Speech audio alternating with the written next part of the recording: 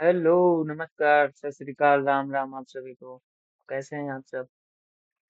तो आप सबके लिए हम लेके आए हैं यूनिट वाइज इम्पोर्टेंट क्वेश्चंस, ठीक है। जो इम्पोर्टेंट क्वेश्चन है, 5 इम्पोर्टेंट क्वेश्चन हम देखेंगे यूनिट फर्स्ट के, जो सेमेस्टर एग्जाम्स में पूछे जा सकते हैं, ठीक है। तो चलिए शुरू करते हैं। सबसे पहले देखते हैं फर्स्ट क्वेश्चन क्या है हमारा। Define pharmaceutical analysis and explain its scope, also classify different techniques of analysis। ठीक है, 7 मार्क्स के क्वेश्चन है, तो हम देखते हैं। ओके, तो पहले हम देखते हैं डिफिनीशंस। फार्मास्यूटिकल एनालिसिस होता क्या है, ठीक है, और उसके स्कोप्स क्या है, क्या कौन कौन से स्कोप्स होते हैं, और डिफरेंट टेक्निक्स क्या है एनालिसिस की, ठीक है। तो डेफिनेशन की बात करें तो फार्मास्यूटिकल एनालिसिस क्या होती है। फार्मास्यूटिकल एनालिसिस जो है ब्रांच है फार्मास्यूटिकल साइंस की। इसमें हम क्या देखते हैं, आइडेंटिफिकेशन करते हैं किसी भी सॉल्यूशंस का, ठीक है, किसी भी मैटर का आइडेंटिफिकेशन करते हैं, डिटर्मिनेशन करते हैं, पता करते हैं इसमें क्या क्या है, ठीक है, और क्वांटिफिकेशन है, प्योरिटी इवालुएशन ऑफ ड्रग्स, और कितना है और कितना प्योर है उसका हम इवालुएशन करते हैं, इसका ड्रग्स का, केमिकल्स का, और फार्मास्यूटिकल फार्मूलेशंस का। जितने भी फार्मास्यूटिकल फार्मूलेशंस हैं, केमिकल्स हैं और ड्रग्स हैं, ठीक है, उनकी हम क्या करते हैं, आइडेंटिफिकेशन करते हैं, उनका डिटर्मिनेशन करते हैं, क्वांटिफिकेशन करते हैं और प्योरिटी इवालुएशन करते हैं। इसी को हम क्या कहते हैं, फार्मास्यूटिकल एनालिसिस कहते हैं, ठीक है। फिर हम स्कोप की बात करें तो फार्मास्यूटिकल एनालिसिस का क्या क्या स्कोप होता है, ठीक है। तो स्कोप की बात करें तो पहला क्या है तुम्हारा, क्वालिटी कंट्रोल, ठीक है, quality control of raw material and finish product. जितने भी फिनिश प्रोडक्ट हैं या फिर रॉ मटेरियल हैं, उनकी क्वालिटी को चेक करना, ठीक है, उनकी क्वालिटी कंट्रोल करना कि कितना प्योर है या कितना इम्प्योर है, ठीक है। फिर सेकंड पॉइंट क्या है तुम्हारा, detection of impurities and adulterants, और जो इम्प्योरिटीज को डिटेक्ट करना और मिलावट जो है उसको डिटेक्ट करना। ओके, फिर थर्ड क्या है तुम्हारा, standardization of drug as per pharmacopoeia. Pharmacopoeia के तहत हम स्टैंडर्डाइजेशन करते हैं ड्रग्स का, ठीक। फिर नेक्स्ट पॉइंट क्या है तुम्हारा, स्टेबिलिटी टेस्टिंग ऑफ ड्रग्स। अब कितना ड्रग जो है वो स्टेबल है उसको टेस्ट करना। ओके, फिर क्या है, research and development of new फार्मूलेशंस, और जितने भी न्यू फार्मूलेशंस हैं उनमें रिसर्च करना और डेवलपमेंट करना, ठीक है। ये भी क्या है तुम्हारा स्कोप ऑफ फार्मास्यूटिक्स। फिर नेक्स्ट क्या है तुम्हारा, रेगुलेटरी कंप्लायंस एंड वैलिडेशंस, जो रेगुलेटरी कंप्लायंस करना और वैलिडेशन करना, ठीक है, ड्रग्स का। ये तुम्हारे क्या होते हैं, ये सब स्कोप्स है, ठीक है। तो ये तुम्हारा क्या हो गया, फार्मास्यूटिकल एनालिसिस क्या होती है और स्कोप क्या होता है। अब हम देखते हैं डिफरेंट टेक्निक ऑफ एनालिसिस कि कौन कौन सी टेक्निक से हम एनालिसिस करते हैं। तो तुम्हारी मेनली कौन सी है, 3 मेथड है तुम्हारा, क्लासिकल, दूसरा इंस्ट्रूमेंटल, तीसरा बायोलॉजिकल एंड माइक्रोबायोलॉजिकल मेथड, ठीक। तो क्लासिकल मेथड में क्या आता है, जिसमें हम केमिकल्स का इन्वॉल्वमेंट करते हैं, ठीक है, जैसे कि वॉल्यूमेट्रिक एनालिसिस और gravimetric analysis. Instrumental analysis method में, मैं इंस्ट्रूमेंटल मेथड से हम कैसे एनालिसिस करते हैं, स्पेक्ट्रोस्कोपिक, स्पेक्ट्रोस्कोपी में जैसे यूवीआर, यूवी और आईआर, ठीक, अल्ट्रावायलेट और इंफ्रारेड। सेकंड क्या है तुम्हारा, क्रोमेटोग्राफिक, क्रोमेटोग्राफिक में टीएलसी और एचपीएलसी मेथड के थ्रू हम एनालिसिस करते हैं, ठीक है। इन ये सब टेक्निक्स हैं जिससे हम एनालिसिस करते हैं किसी भी प्रोडक्ट्स का या केमिकल्स का, ठीक। फिर थर्ड क्या है तुम्हारा, इलेक्ट्रोकेमिकल मेथड। फिर थर्ड क्या है तुम्हारा, biological and microbiological method. Biological और माइक्रोबायोलॉजिकल मेथड में क्या होता है, इस टेक्निक्स में हम इंश्योर करते हैं कितना एक्यूरेसी है, कितना प्रिसीजन है और कितनी सेफ्टी है मेडिसिन की, ठीक है। तो बायोलॉजिकल और माइक्रोबायोलॉजिकल मेथड्स में हम ऐसी टेक्निक्स का यूज करते हैं जिससे हम पता करते हैं कि ये कितना एक्यूरेसी है इस मेडिसिन में और कितना प्रिसीजन है या कितनी सेफ्टी है इस मेडिसिन की। तो ये सब तुम्हारी क्या हो गई, टेक्निक्स हो गई एनालिसिस करने की। तो हमारा एक क्वेश्चन कंप्लीट हो गया, ठीक है। फिर नेक्स्ट क्वेश्चन चलते हैं। नेक्स्ट क्वेश्चन क्या है तुम्हारा, explain different method of expressing concentration use in pharmaceutical analysis. कौन कितने तरह के तुम्हारे मेथड होते हैं कंसंट्रेशन को एक्सप्रेस करने के, जो कि यूज किए जाते हैं फार्मास्यूटिकल एनालिसिस में। ठीक, तो इसका आंसर क्या है तुम्हारा, जो कितने तरह के मेथड्स होते हैं, ठीक है, देखते हैं।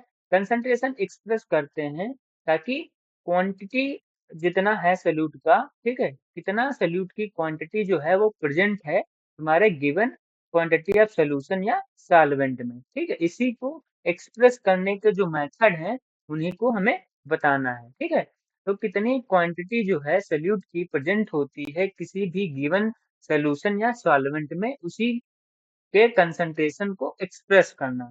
ठीक है, उन कौन कौन से मेथड होते हैं, तो पहला मेथड क्या है तुम्हारा, परसेंटेज स्ट्रेंथ, जिसमें हम देखते हैं परसेंटेज वेट बाय वेट, ठीक, परसेंटेज वेट बाय वॉल्यूम और परसेंटेज वॉल्यूम बाय वॉल्यूम।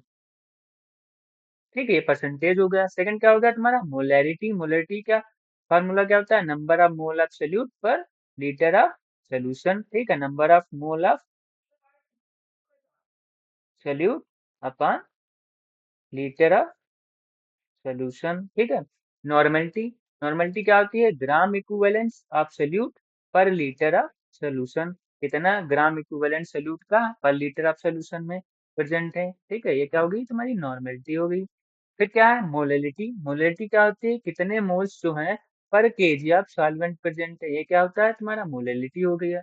फिर फॉर्मेलिटी क्या होता है, फॉर्मेलिटी जो होता है फार्मूला वेट पर लीटर ऑफ सोल्यूशन। ठीक है, इसको हम क्या कहते हैं, फॉर्मेलिटी। फिर पार्ट्स पर मिलियन पीपीएम का यूज करते हैं, ताकि ट्रेस इम्प्योरिटीज के लिए यूज करते हैं पार्ट्स पर मिलियन। ठीक है, 10⁶ और या फिर 10⁹ होता है। ठीक है, फिर क्या है रेशियो स्ट्रेंथ। रेशियो स्ट्रेंथ में कितना अ, दिया गया है पर स्ट्रेंथ के अकॉर्डिंग, ठीक है, उसको हम स्ट्रेंथ रेशियो स्ट्रेंथ कहते हैं। इस मेथड से हम जो है एसेंशियल होता है किसके लिए, एक्यूरेट प्रिपरेशन और स्टैंडर्डाइजेशन ऑफ सॉल्यूशंस के लिए। ये जो एक्यूरेट प्रिपरेशंस के एसेंशियल के लिए होता है, और ये मेथड जो होता है और स्टैंडर्डाइजेशन ऑफ सॉल्यूशंस के लिए यूज किया जाता है, क्या, रेशियो ऑफ स्ट्रेंथ।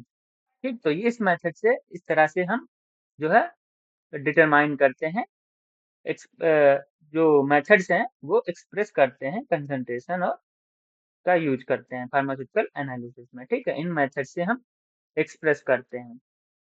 फिर नेक्स्ट क्वेश्चन क्या है तुम्हारा, what are primary and secondary standards. ठीक है, explain with example and characteristics. Primary और सेकेंडरी स्टैंडर्ड सॉल्यूशंस क्या होते हैं, ठीक है, और उनको एक्सप्लेन करना है एग्जांपल के साथ और कैरेक्टरिस्टिक्स के साथ। तो जैसा कि आप सबको पता है प्राइमरी स्टैंडर्ड सेकेंडरी स्टैंडर्ड, हम लोगों ने लेक्चर में भी देखा था प्राइमरी स्टैंडर्ड्स क्या होते हैं, सेकेंडरी स्टैंडर्ड्स क्या होते हैं। ठीक है, तो वही सब आपको 7 नंबर में लिखना है। ठीक, प्राइमरी स्टैंडर्ड्स क्या होते हैं, ठीक है, अगर आप बताना भी चाह रहे हो तो इसको आप उसमें डिफरेंशिएशन में बता सकते हो, जैसे प्राइमरी स्टैंडर्ड और सेकेंडरी स्टैंडर्ड, ऐसे कॉलम खींच के आप दोनों पॉइंट वाइज लिख सकते हो। ठीक है, जैसे आपकी इच्छा।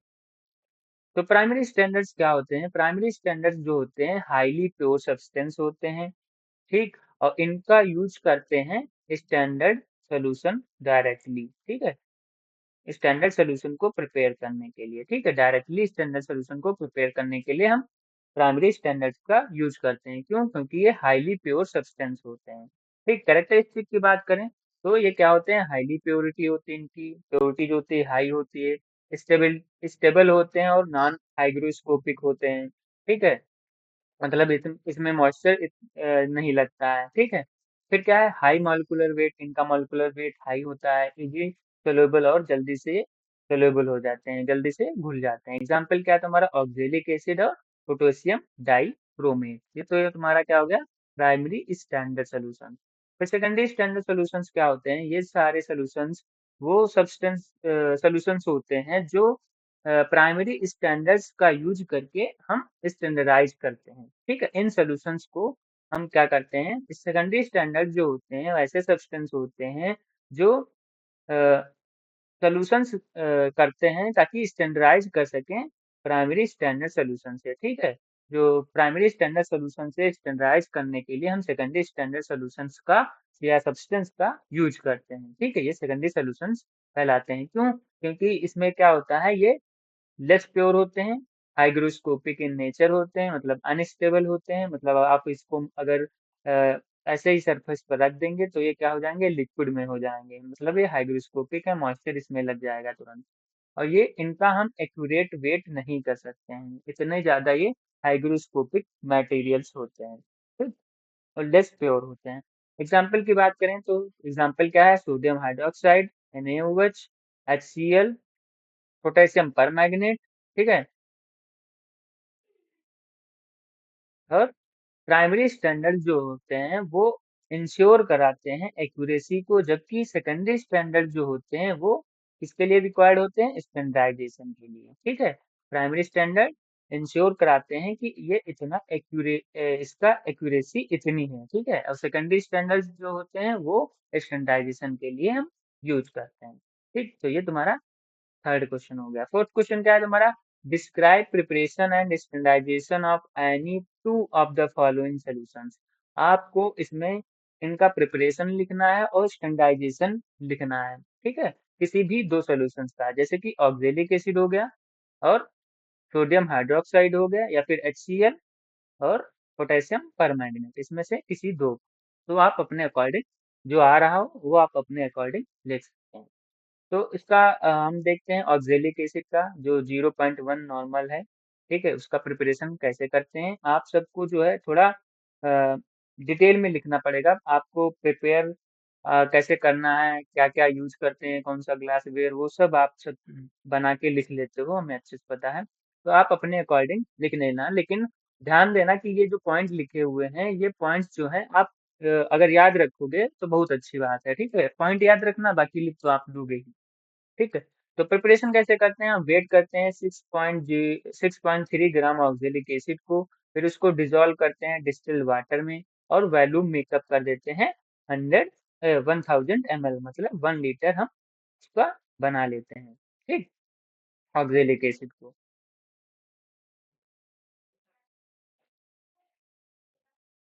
1000 ml हमारा बन गया, ठीक। फिर स्टैंडर्डाइजेशन किसके साथ करते हैं, फिर टाइट्रेट करते हैं स्टैंडर्ड NaOH के साथ, मतलब ये ऑक्जेलिक एसिड हो गया और स्टैंडर्ड NaOH से हम इसको क्या करेंगे, टाइट्रेट करेंगे, ठीक है। इसमें क्या है, NaOH है, इसको तो हम कॉनिकल फ्लास्क में लेंगे,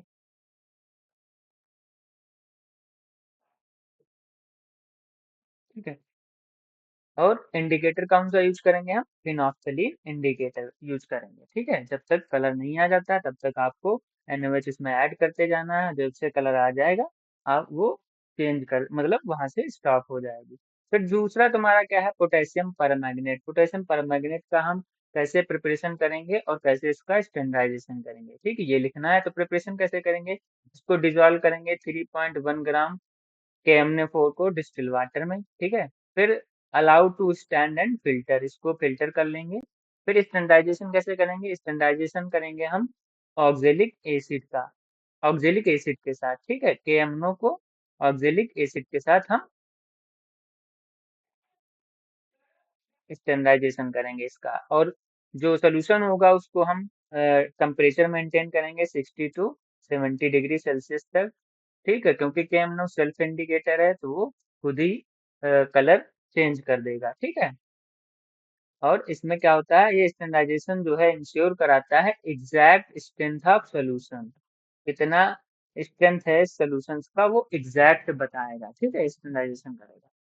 फिर नेक्स्ट क्वेश्चन का है तुम्हारा, explain errors in pharmaceutical analysis. Errors को हमें फार्मास्यूटिकल एनालिसिस में एरर्स क्या होते हैं, कैसे होते हैं, कितने टाइप के होते हैं, वो सब आपको पूरा एक्सप्लेन करना है, डिस्कस करना है कितना सोर्स है, कौन कौन से सोर्स से एरर हो सकते हैं, टाइप्स क्या है, मिनिमाइजेशन कैसे मिनिमाइज कर सकते हैं, एक्यूरेसी प्रिसीजन क्या होता है, और सिग्निफिकेंट फिगर्स क्या होते हैं, ये सब आपको बताना है, ठीक है। तो एरर्स क्या होते हैं, एरर्स जो होते हैं तुम्हारे वो डिफरेंस होता है इसका ट्रू वैल्यू और ऑब्जर्व वैल्यू के बीच का। ठीक है, जो ट्रू वैल्यू है और जो ऑब्जर्व वैल्यू है उसके बीच का जो डिफरेंस होता है उसको हम क्या कहते हैं, एरर कहते हैं। ठीक है, सोर्स ऑफ एरर की बात करें तो कहाँ कहाँ से एरर हो सकता है, तो कौन से सोर्स से हो सकता है, इंस्ट्रूमेंटल एरर हो सकता है, किसी भी इंस्ट्रूमेंट के थ्रू एरर हो सकता है, पर्सनल एरर हो सकता है, नींद आ गई, झपकी लग गई, है ना, कुछ रीडिंग और आ रही है, रीडिंग कुछ नोट दूसरी करके चले आए, ये पर्सनल एरर हो गया। मेथड एरर, आप जिस मेथड से कर रहे हो उस मेथड से एरर हो जा रहा है, ठीक है। और एनवायरमेंटल एरर, धूल आंधी कचरा जो भी है वो सब एनवायरमेंटल एरर। तो ये तुम्हारे क्या हो गया, सोर्स ऑफ एरर। इस इन तरह से जो है, इस तरह से एरर हो सकता है। फिर नेक्स्ट क्या है तुम्हारा, टाइप ऑफ एरर, कितने तरह का एरर होता है। तो तुम्हारा मेनली थ्री टाइप्स के एरर होते हैं, कौन कौन से, सिस्टमिक एरर, रैंडम एरर और ग्रॉस एरर। तो इसको मिनिमाइज कैसे किया जाए, ठीक है। एरर्स को मिनिमाइज करने के लिए क्या करते हैं हम, जो इंस्ट्रूमेंट होते हैं उनका हम कैलिब्रेशन करते हैं, ठीक है। जितने भी इंस्ट्रूमेंट आप यूज करने वाले हो उसको क्या करो, पहले कैलिब्रेट कर लो, ठीक है। अगर ये तुम्हारा 100 ml का है, ठीक है, तो आप चेक कर लो सबसे पहले कि यहाँ पे जो मार्क लगा है वो 100 ml है कि नहीं है। तो इसका हम क्या करेंगे, कैलिब्रेशन करेंगे पहले इंस्ट्रूमेंट्स का, जितने भी आप यूज करने वाले हो। फिर प्रॉपर ट्रेनिंग, जो भी आप एक्सपेरिमेंट कर रहे हो उसका प्रॉपर ट्रेनिंग है कि नहीं है, पता चले कि आपको कुछ पता ही नहीं है कौन सा कोनिकल फ्लास्क होता है, कौन सा मेजरिंग सिलेंडर होता है, कौन सा पिपेट होता है, ठीक है, मतलब हर चीज आपको पता होनी चाहिए। तो वो प्रॉपर ट्रेनिंग होनी चाहिए।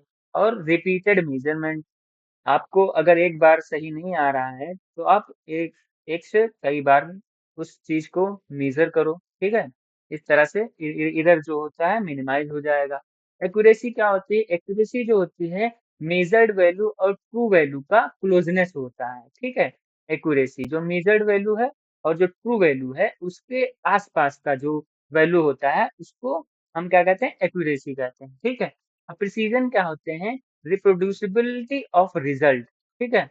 प्रिसीजन क्या होता है कि आप ये जैसे है, ठीक है, यहाँ पे आप क्या करते हैं, आर्चरी ना, वहां पे अगर तीर मारते हैं ना, तो अगर ये दूर दूर है लेकिन क्या है, पास में है, तो क्या होता है, प्रिसाइज है, ठीक है, मतलब पास पास है, लेकिन एक्यूरेसी क्या हुई, इनकी जीरो है, लेकिन प्रिसाइजेशन जो है उनका सही है, ठीक है। तो जो आसपास चीजें हैं, रिजल्ट के आसपास जो है उसको हम क्या कहते हैं, प्रिसीजन कहते हैं, ठीक है। एक्यूरेसी क्या होती है, एक्यूरेसी मतलब इस ब्लैक वाले, ग्रीन वाले पे हमारे जो है तीर जो जाके लगे और पास पास भी रहे और एक पॉइंट पर रहे, तो वो क्या हो गया, 100% एक्यूरेसी और 100% प्रिसीजन, मतलब दोनों चीजें इक्वल हो गई, ठीक है।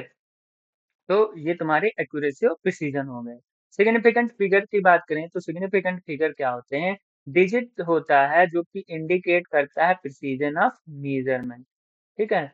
मेजरमेंट जो प्रिसीजन होता है मेजरमेंट का, उसको इंडिकेट करना है डिजिट्स में, ठीक है। तो उसको हम क्या कहते हैं, सिग्निफिकेंट फिगर्स। एरर जो होता है वो कंट्रोल करता है या इम्प्रूव करता है रिलायबिलिटी और वैलिडिटी ऑफ एनालिटिकल रिजल्ट। जो एनालिटिकल रिजल्ट्स है उनकी वैलिडिटी और रिलेबिलिटी को कंट्रोल करे या इम्प्रूव करे, ठीक है, एरर्स उसको हम क्या कहते हैं, एरर कंट्रोल करे, इम्प्रूव करे रिलेबिलिटी और वैलिडिटी ऑफ एनालिटिकल रिजल्ट्स को, ठीक है। ये सब क्या होते हैं, सिग्निफिकेंट फिगर्स। ओके, तो ये हमारे 5 मेन इंपॉर्टेंट क्वेश्चन थे जो आपको कहीं ना कहीं एग्जाम में देखने को मिल सकता है, ठीक है, यही सेमेस्टर एग्जाम्स में। तो आप इन क्वेश्चंस को एक बार जरूर देख के जाना, ठीक है। फिर नेक्स्ट मिलते हैं, नेक्स्ट वीडियो में हम यूनिट वाइज आपको बता देंगे सारे कोई इंपॉर्टेंट क्वेश्चन, ठीक है। तो तब तक के लिए